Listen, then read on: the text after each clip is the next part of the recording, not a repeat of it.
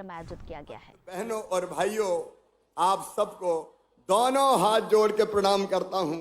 आप सबको दोनों हाथ जोड़ के नमस्कार करता हूं।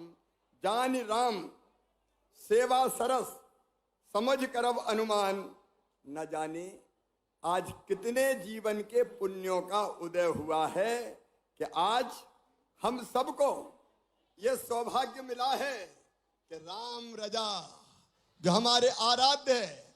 अरे राम हमारे प्राण हैं, राम हमारे अस्तित्व है, राम हमारे रोम रोम में रमे हैं, राम हमारी हर सांस में बसे हैं। बिना राम के ये देश जाना नहीं जा सकता। राम हमारे अस्तित्व, राम हमारे आराध्य, राम हमारे प्राण और राम हमारे भगवान हैं। बोलिए राम रजा सरकार की। और वो राम आज सबसे पहले मैं कुंवर गणेश रानी गणेश कुमारी जी को, रानी गणेश कुंवर जी को प्रणाम करता हूं। राजा मधुकर शाह को प्रणाम करता हूं। मेरे बहनों और भाइयों, ये रानी गणेश कुंवर थी, कुंवर गणेश, जिनने अयोध्या से भगवान राम को यहां लाने का संकल्प लिया था। एक बार उनके पति थे मधुकर शाह जी, शायद 1524 की बात है, आज से 700-800 साल पहले की। तब वृंदावन जाने की बात कही थी।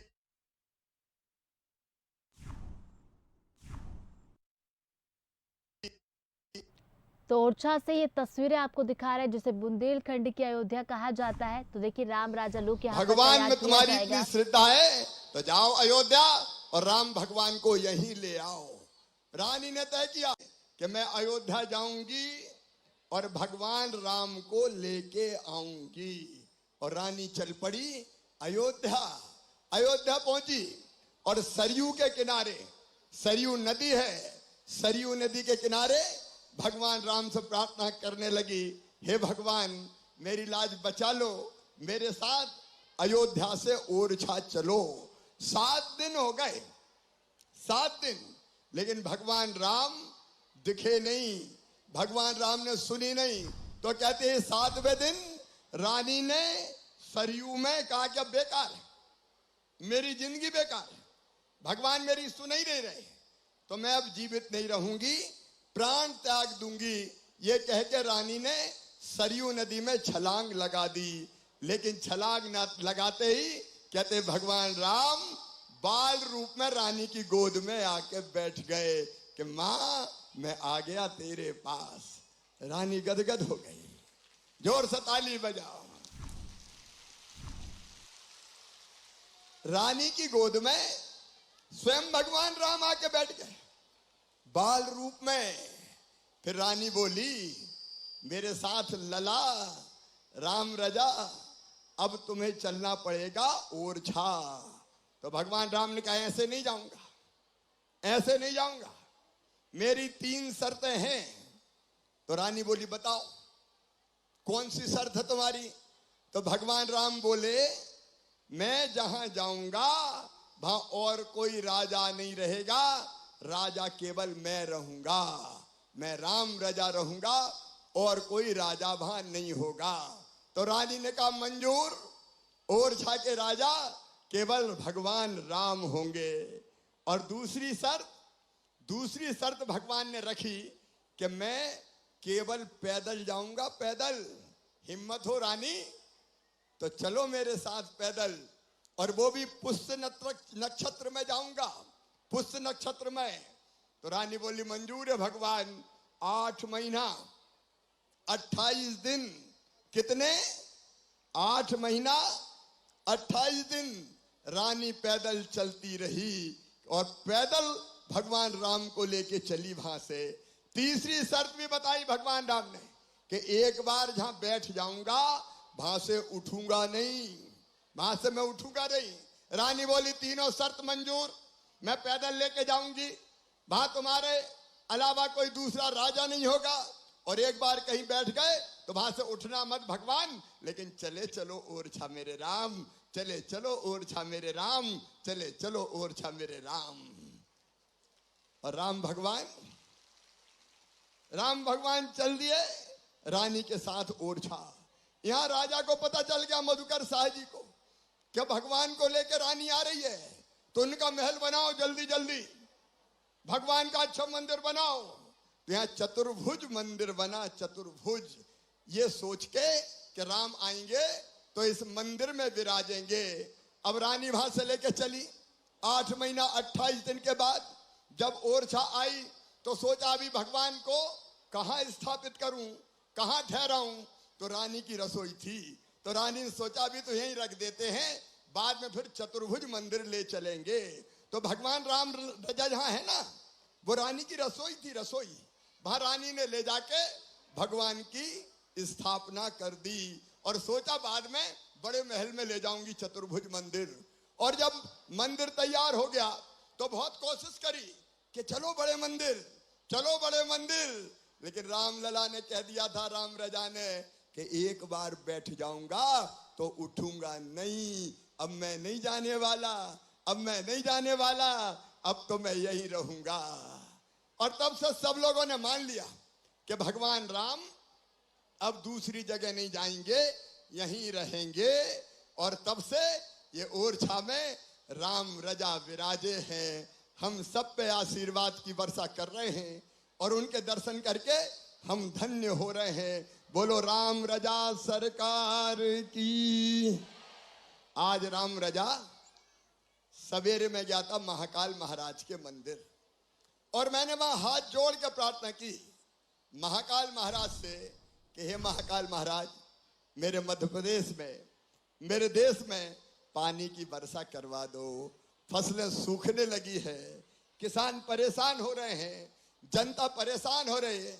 वहां मंदिर में अनुष्ठान हो रहा है, पूजा हो रही है और यहाँ राम रजा के दरबार में भी मेरे किसान भाइयों, मैं भगवान से यही प्रार्थना करता हूं, कर दो बारिश मेरे भगवान राम, राम रजा, पानी बरसा दो ताकि किसान की फसलों को नई जिंदगी मिल जाए, किसानों को नया जीवन मिल जाए।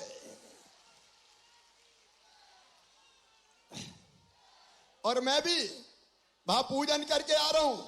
आप सबसे भी मैं अपील कर रहा हूं, अपने अपने गांव में आज कल में आप भी पूजन करके भगवान से प्रार्थना करो कि जल की वर्षा हो जाए, पानी बरस जाए।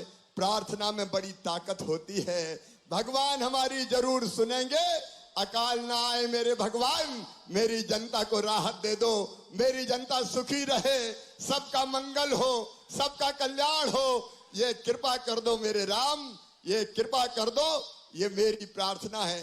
बोलो सब अपने अपने मंदिर में गांव में पूजा करोगे? सब जोर से बताओ, अपने अपने मंदिर में गांव में पूजा करेंगे? हम सब पूजा करेंगे, लेकिन एक बात और सुन लेना, हम पूजा भी करेंगे लेकिन मैं कर्म भी करूंगा, मैं कर्म भी करूंगा। मेरे किसान भाइयों, अभी नहीं बेटा, ये नीचे रख दो, मैं भाव भरे हृदय से बोल रहा हूं, बाद में डिस्टर्ब मत करो बिल्कुल। ये राम रजा लोक का भूमि पूजन है। सुनो किसान भाइयों और मध्य प्रदेश के किसान भाइयों, ये सुन लेना, कितना भी बड़ा संकट आए घबराना मत। राम रजा की शरण में हमें महाकाल महालोक भी गए, अजरू मैया से भी प्रार्थना कर रहे हैं, लेकिन सुन लेना किसानों, घबराना मत। तुम्हारा मुख्यमंत्री शिवराज सिंह जिंदा है, इस संकट के पार में निकाल के ले जाऊंगा भगवान की कृपा से। जो करना पड़े करेंगे। कल रात को ही मैंने समीक्षा की कि बिजली ज्यादा हम कैसे लाए, पानी जरा नहीं पूरा, सावन सूखा चला गया, तालाब अभी भरे नहीं है, बांध अभी भरे नहीं है, पानी की बिजली बन नहीं रही है और पूरे देश में यह हालत है। तो बिजली की खपत बढ़ गई। 10,000 मेगावाट की जगह 15,000 मेगावाट बिजली की जरूरत है। लेकिन मैं दिन और रात एक कर रहा हूं, जहां से मिलेगी, जैसे मिलेगी, मैं भरपूर बिजली लाने की पूरी कोशिश करूंगा ताकि आपको फसल बचाने के लायक बिजली हम दे सके। कोई कसर नहीं छोड़ूंगा। रात को जाकर फिर मैं मीटिंग करूंगा। और दूसरे, भगवान की कृपा रहेगी, अकाल नहीं पड़ेगा, लेकिन संकट कोई भी आ जाए तुम्हें मैं निकाल के ले जाऊंगा भगवान की कृपा से। कसर नहीं छोड़ूंगा, कसर नहीं छोड़ूंगा। इस समय मुझे और कुछ नहीं दिख रहा सिवाय इसके कि इस अकाल से कैसे निपटा जाए, इस संकट से कैसे निपटा जाए। मैं जमीन आसमान एक कर दूंगा। मेरी सरकार, भारतीय जनता पार्टी की सरकार पूरी ताकत लगा के आपकी सेवा करेगी मेरे बहनों और भाइयों, कि आपको इस संकट से निकाल के ले जाएं। मेरे बहनों और भाइयों, अद्भुत है भगवान राम और अद्भुत है उनकी भक्ति। कई बार जब भक्ति में डूबते हैं तो आंखों में आंसू आ जाते हैं। मैं आपसे अपील करना चाहता हूं, भगवान है, उनका अस्तित्व है, उनकी कृपा बरसती है। बस सच्चे मन से उनकी भक्ति, सच्चे मन से उनकी भक्ति करना चाहिए। और भक्त कैसे होना चाहिए? जैसे भक्त बजरंग बली, जैसे हनुमान जी। एक बार सीता मैया का दरबार, भगवान रामचंद्र जी का दरबार लगा था। मैया सीता, भैया लक्ष्मण, भरत, अंगद, नल, नील, जामवंत, शत्रुघ्न, द्विविद सब बैठे थे। अचानक सीता जी दरबार में बोली कि वैसे तो मुझे सभी भक्त बहुत प्यारे हैं, सभी पुत्र मेरे बहुत अच्छे हैं, लेकिन पुत्रों में भी इस पवन पुत्र का कोई जवाब नहीं है, हनुमान जी का कोई जवाब नहीं है। और यह कह के सीता मैया ने अपने गले से एक मोतियों की माला निकाली और हनुमान जी की गोद में डाल दी और बोली, बेटा ये अयोध्या की सबसे कीमती माला है, ये अयोध्या की सबसे कीमती माला बजरंग मैं तुझे भेंट कर रही हूं। हनुमान जी ने माला उठाई, उल्टी पलटी, देखी, फिर माला तोड़ दी। माला तोड़ के माला का एक गुरिया निकाला, मोती, मोती तोड़ा, देखा, फेंक दिया। फिर दूसरा मोती निकाला, तोड़ा, देखा, फेंक दिया। तीसरा मोती निकाला, तोड़ा, देखा, फेंक दिया। अब दरबार चकित हो गया कि बजरंग बली ये क्या कर रहे हैं? हनुमान जी ने इतने प्रेम से मोती की माला दी है, ये तोड़ तोड़ के फेंक क्यों रहे हैं बजरंग? सीता जी बोली, बेटा बजरंग, इतने प्रेम से मैंने मोती की माला तुझे दी, तू तोड़ क्यों रहा है, बात क्या है? तो बजरंग कहने लगे, मैया तुम भी झूठ बोलती हो। तो सीता जी ने कहा, मैंने क्या झूठ बोला बेटा? बोले, बेटा, बोले मैया तू तो कहती थी ये माला अयोध्या की सबसे कीमती माला है। बोले, हाँ बेटा, अब भी कह रही हूं ये माला अयोध्या की सबसे कीमती माला है। बजरंग फिर मुस्कुराए, मैया अब भी झूठ बोल रही है। अरे मेरे लिए तो कीमती वो है जिसमें मेरे भगवान राम रहते हो, मेरी मैया सीता रहती हो। ये मोती तोड़ तोड़ के देख रहा हूं, ना तो कहीं भगवान राम दिखाई देते हैं और ना कहीं मैया सीता दिखाई देती है, इसलिए मेरे लिए बेकार है, मैं तोड़ तोड़ के फेंक रही हूं। एक दरबार में उठ के खड़े हो गए, बोले, तुम उसी चीज को प्यार करते हो जिसमें भगवान राम और सीता रहते हो? बोले, हाँ। तो बोले, अपने शरीर से प्यार करते हो कि नहीं? बजरंग बोले, सब करते हैं, मैं भी करता हूं। तो बोले, बताओ राम और सीता तुम्हारे शरीर में कहां है?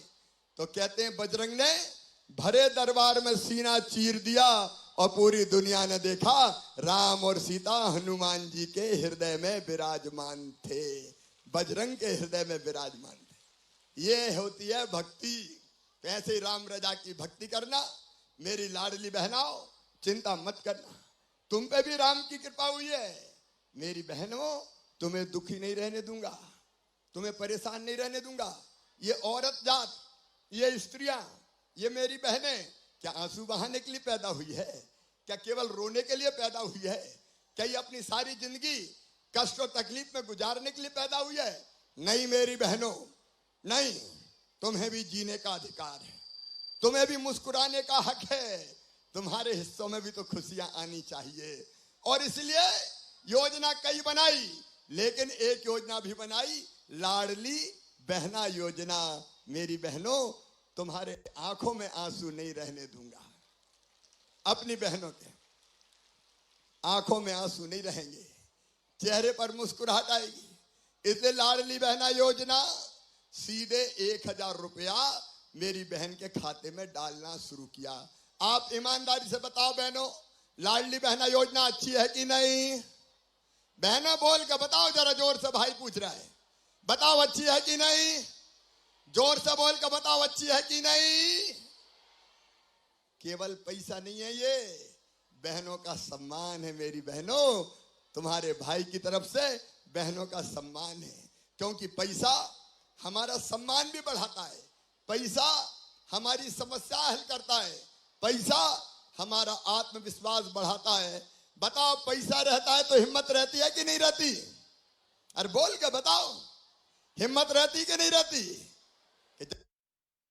देंगे बच्चों को सामान दिला देंगे, कोई काम धंधा। अरे कई बहनों ने सिलाई मशीन खरीद ली, कोई ने सब्जी की दुकान लगा ली, कोई और काम में लग गई। अलग अलग बहनें अलग अलग काम कर रही है। मेरी बहनों, आपने देखा होगा जब से पैसा आना शुरू हुआ है तो परिवार में और इज्जत बढ़ गई होगी। अब तो सासू माँ भी कहती होगी, बहू रुपया आ गए कि नहीं आए? और ये भी कहती होगी, अब बहू की रोटी में घी चुपड़ दो भैया, 1000 रुपया तो आ रहे हैं। और पतिदेव भी थोड़े प्रेम से बोलते होंगे, पप्पू की मम्मी आ गए कि नहीं आए? ये हमारा सम्मान बढ़ा है, हमारी समस्याएं हल हुई है। और बहनों, भाई ने तुम्हारे प्यार का कर्जा उतारा है। मैं शायद इसलिए चौथी बार मुख्यमंत्री बना कि अपनी बहनों की जिंदगी बदल दूं, उनकी जिंदगी बदल दूं। और ये केवल 1000 नहीं, राखी के पहले 250 रुपया मैंने भेजे थे, सबको मिल गए क्या? 250 रुपया भी आ गए। और अब 10 तारीख को, कौन सी तारीख को? 10 तारीख को फिर ग्वालियर से सब बहनों के खाते में फिर 1000 रुपया डालूंगा। अपने अपने गांव में 1 बजे इकट्ठे होके फिर अपने भैया को सुनना। और अब हर महीने अक्टूबर से 1250 रुपया हर महीना दिए जाएंगे मेरी बहनों, 1250 रुपया। अरे जोर से ताली बजाओ, ऐसे थोड़ी। बोलो, आज तक कोई ने दिए थे क्या? अरे बहनों को आज तक कोई ने पैसा दिए थे क्या? ये तुम्हारा भाई है शिवराज, ये भारतीय जनता पार्टी की सरकार है। और सुनो, यहीं नहीं रुकूंगा, 12.5 से बढ़ा के फिर करूंगा। कितने करूंगा? अरे कितने करूंगा? 1500 करूंगा। पैसे का फिर इंतजाम हो जाएगा तो 1500 से बढ़ा के फिर 2000 करेंगे। और इंतजाम करके 2000 से 2250, फिर 2250 से 2500, फिर 2500 से 2750। और बाद में कितने करूंगा? तो जोर से बोलो ना, डरा काहे को रही हो? कितने करूंगा? 3000 करूंगा, ताकि मेरी बहनें सुखी हो सकें, अच्छी जिंदगी जी सकें। और सुनो मेरी बहनों, भगवान राम रेजा की कृपा से ये पैसा तो आएगा ही, लेकिन हर बहन की आमदनी हर महीना बढ़ के कम से कम 10,000 रुपया करने की कोशिश करूंगा। आजीविका मिशन में कौन कौन बहनें हाथ उठाओ जरा। सुनो मेरी बहनों, मेरी आजीविका मिशन की बहनों, मेरी स्वयं सहायता समूह की बहनों, जो बहनें शामिल नहीं है वो शामिल हो जाएं स्वयं सहायता समूह में। आजीविका मिशन में कई नए नए काम शुरू कर रहे हैं। जैसे अभी कुछ दिन पहले तय किया कि टोल टैक्स पे पैसा वसूलने का काम भी कई जगह बहनें करेंगी। और अगर वो 1 लाख वसूलेंगी तो 30,000 रुपया उनके समूह को मिल जाएगा। 1 करोड़ वसूलेंगी तो 30 लाख रुपया मिल जाएगा। ये गोपाल भार्गव बैठे, अभी टोल टैक्स वाला हमने फैसला किया है। ऐसे कई तरह की चीजें करके बहन की आमदनी करेंगे 10,000 रुपया महीना।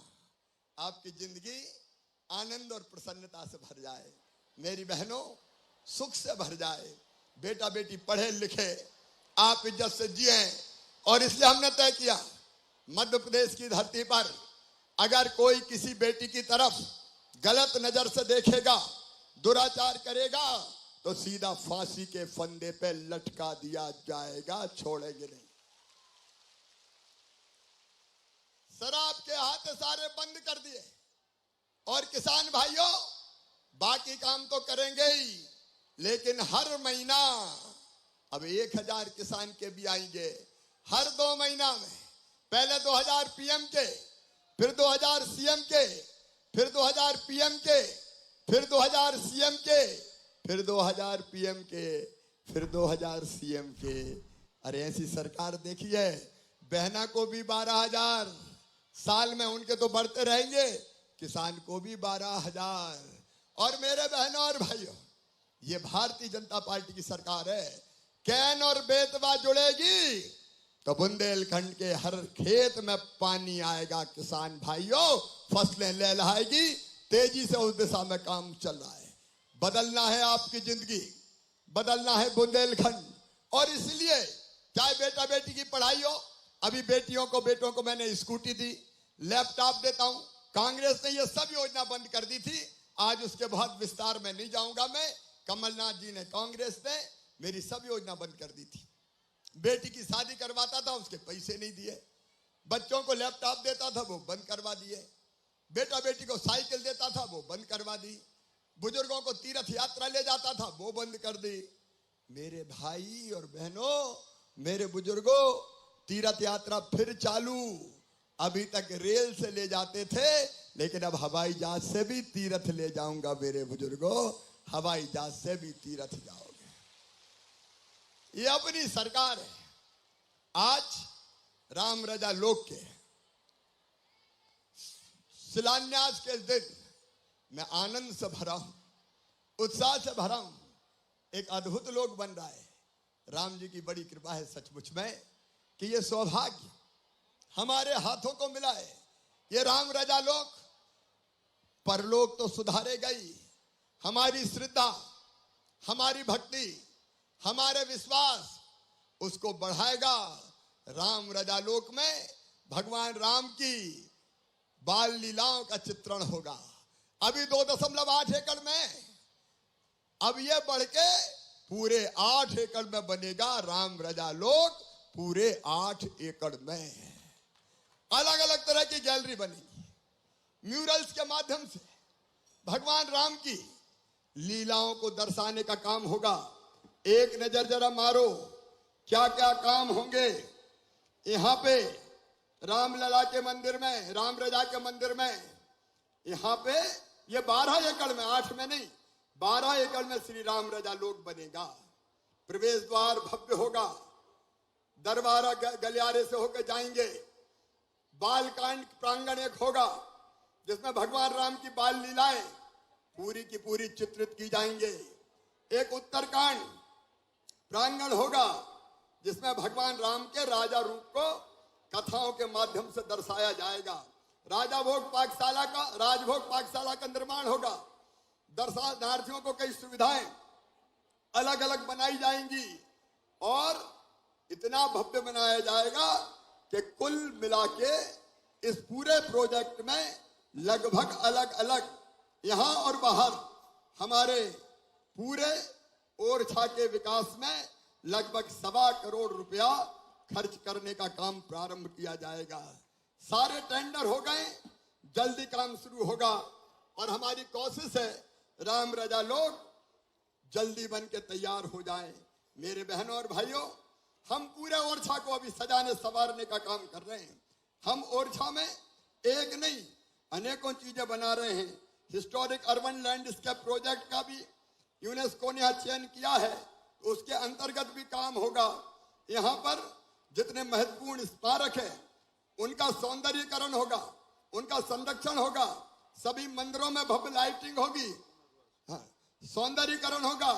कंचन और तुलसी घाट का भी सौंदर्यीकरण होगा। और एक बात और बता दूं, अलग अलग 70 एकड़ में चतुर्भुज मंदिर, लक्ष्मी मंदिर, छतरियां, तुलसी घाट, इन सब का पुनर्निर्माण किया जाएगा।